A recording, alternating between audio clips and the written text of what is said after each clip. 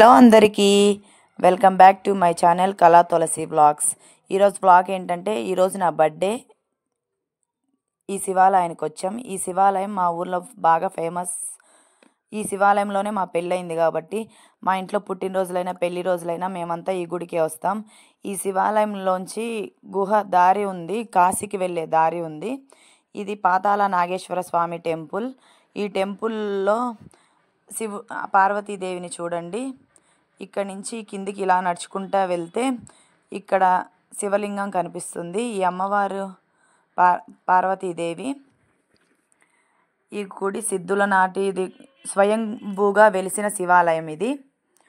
చూడండి, నందీశ్వరుని చూడండి, రాతి నందీశ్వరుణ్ణి,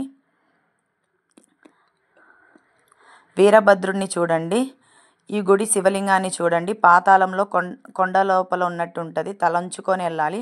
మనిషి నిలబడడానికి కూడా ప్లేస్ ఉండదు. మరొక మంచి వీడియోతో మళ్ళీ కలుసుకుందాం. బాయ్.